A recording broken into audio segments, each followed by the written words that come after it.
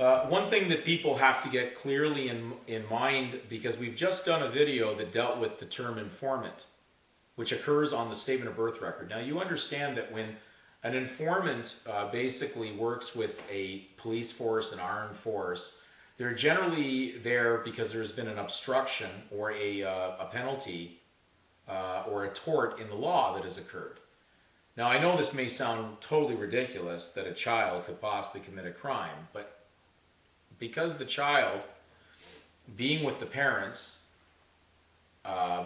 guilty by association, have been informed on this document, and therefore the name in its essence has been arrested. They arrested what was theirs. And because you arrest debt many times, that's kind of the fiction of law when you go and research it, that there really isn't a debtor's prison. We just put it under different charges or terminologies of crime, contempt of court, many other things such as that, which allows them to arrest someone.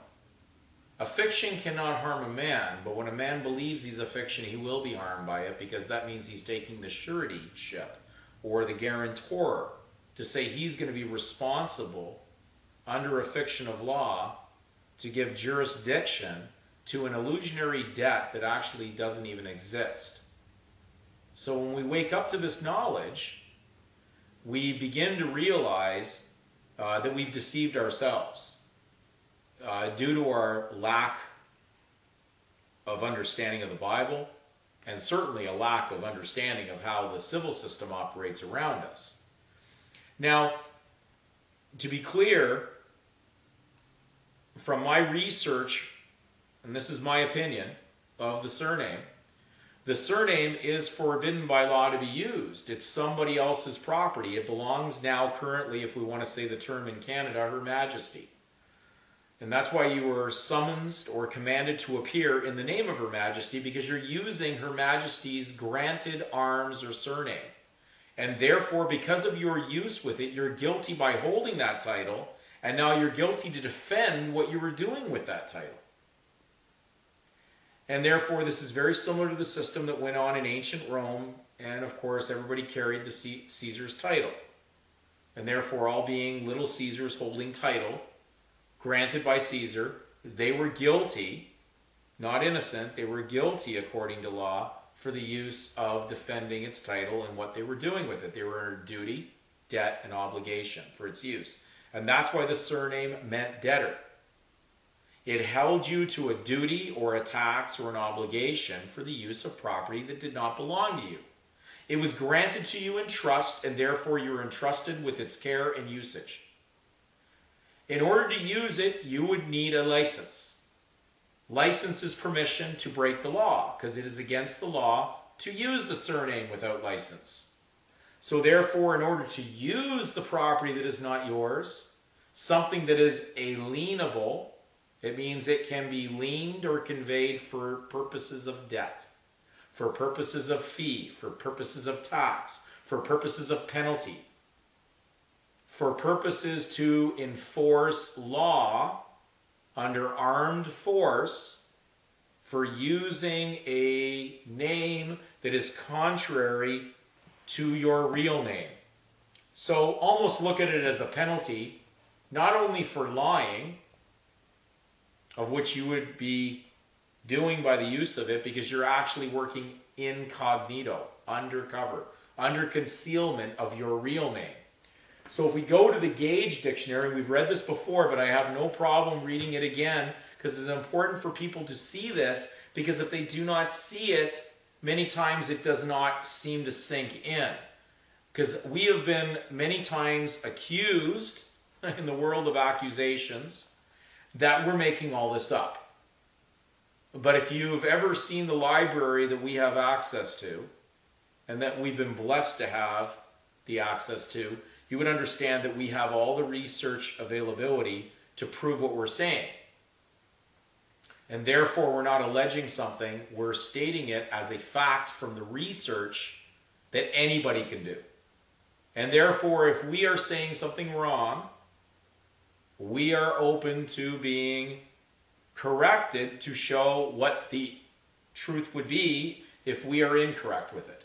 But we have not been found incorrect, and surprisingly for the viewers that are watching this video, we haven't had anybody come up with anything, ever, in an email or a text or in any communication where anybody was in contact with us regarding any of this information being erroneous. Inconvenient we've been accused of bringing people into. It's very inconvenient, the truth, because in the world of fiction, truth doesn't work. It's at rest. Fiction goes to work. And that's why I've always stressed you have to let the paper work. Why are you working for the paper? If someone is deceiving you, maybe you better wake up to realize that you have to let the paper work, not you go to work. If something is a lie, you have a moral reason to not participate. And only you can make a moral choice. So when we go to the word surname in the gauge, which gauge actually used to be wage, a wager. So when we use the word gauge, it was replaced by it used to be wage, but we just cover it with gauge. Now, under surname, very simply, the name that members of a family have in common. Now, if you go to Johnson's dictionary, one of the first definitions of common is prostitute. You go to the word hireling, prostitute, one who sells his body corporate for money. That's really what's going on there. So, because under spiritual, you can't sell yourself. You can't sell a gift from God. That's called simony. And you'd have to look that up in the law. It's selling spiritual preferments. You're not able to do that. That's against God, to sell a gift you have that you were given for free. So you're all pardoned by God for free, but if you want to walk in the legal, well, then they have a fictional conveyance name that you can sell for money. Therefore, you can be a legal prostitute under a license. And I can tell you right now that there'll be a lawyer ready to pimp your ride. Now, under surname, again it says the name that the members of a family have in common, common being prostitute, family name, which came from familia, which is fictio, when we're talking about the Roman civil system, the gens, the Gentiles, those with no covenant with the true God, those that come in last with a last name. Further it says, name added to a person's real name. Well, that would infer that a person has a real name and a fictitious name. So we can now go to the law book again. I didn't write these law books. Surprisingly, the knowledge is there for anybody to find. So we go under fictitious name. And under fictitious name, it says, now remember, fictitious means founded in fiction. Okay? So fictitious name, a counterfeit, feigned, or pretended name, taken by a person.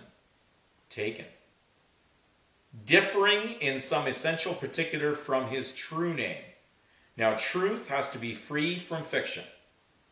The surname is a fictitious name, not a real name. So it says that in order to have a fictitious name, you would require a Christian name and a patronymic or a Roman name, a romance name, a fictional name. Because to romance is to lie. So, in the world that you operate in, if you do not understand these words, you will operate in fiction.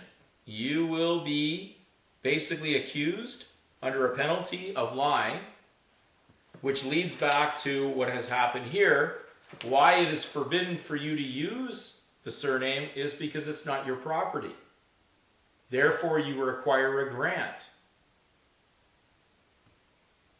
No one was given the right to use their surname.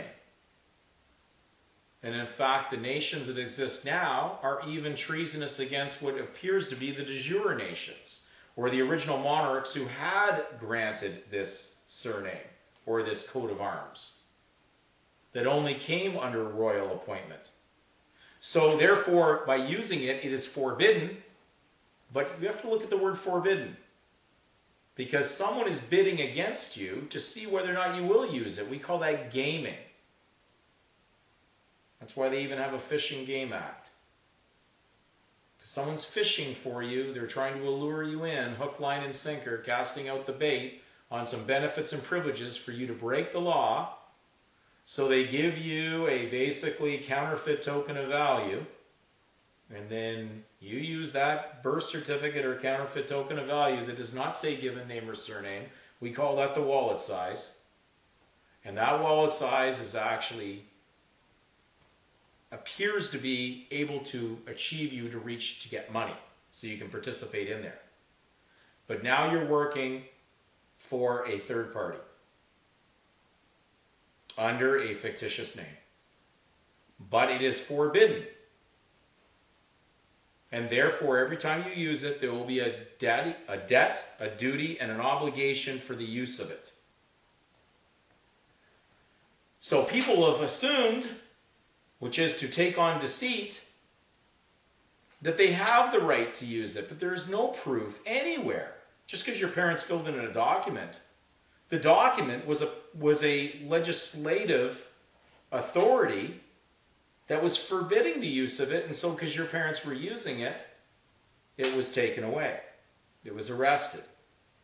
So they have an illusionary arrested entity. That's what the birth certificate represents. Someone who's been arrested, dead, cardiac arrest, a deadbeat, no heartbeat, no money. And then you take that and you use that to become a participant, and therefore you're breathing your spirit, your given name, into their dead body corporate. And therefore you go and make that live. That's what we call it, make a living. If you do not understand the words, you're going to be lost on this journey. Not only is it forbidden by their authority to use the surname without a license, permission to use someone else's property, and pay the duty, debt, and obligation for its use. Also, it is forbidden by God for you to be, as a Christian, unequally joined with them in any participation. Friendship with the world is enmity with God. When you join into a common association, you're into the common Gentile house of prostitutes, selling themselves for money, which means they can't be trusted because they can be bribed for money. A Christian is not for sale. He lives by faith and belief, and therefore by staying true, he is immune from their world, but not when he crosses the line. If he attributes, what the surname is, it's an agnomen, an attribute. If you attribute that name to yourself, you're actually breaking their law because it's not yours. You're lying in order to gain something. You're taking private claim to a public, taxable, publican name that is not yours, and therefore you must pay your share for its use. That is why Christ was very clear on the tax issue. If you are using that name, then you are required to attribute that tax because you've taken it on. But remember, his kingdom was no part of this world. So therefore, he is not part, and neither could any Christian believer, true believer, be part of that world. So if you are part of the secular world, well then unfortunately you're part of the common aggregate, and therefore you're part of what is participating out there that's under this duty, debt, and obligation. We are not tax protesters as Christians. We're there to pursue and seek the kingdom of God, and that's not taxable. That's exempt. That's truthful activity. That's not private gain or pecuniary gain to make money on the kingdom of God, as we know state religions are doing. So we have to be clear on this information, that is in the legal world and understand that it is actually has a twofold meaning. It's not only forbidden by their world to use the surname without a license, it's forbidden by God for you even be involved with them. So you must overcome this presumption that your parents had filled in, because it appeared that they were involved, and most likely you would too. And therefore, the whole stage was set for you to enter in social insurance, health cards, every other thing that you've ever used out there, driver's license. It goes on and on and on. All the things that you use in their world, you're having to do with your signature based on your unfortunately unfounded belief and conviction, because you're going against good conscience. You're doing something that's just a mere belief, but it misrepresents the fact of who you really are by using property that belongs to someone else. And therefore, not everything lawful is honorable.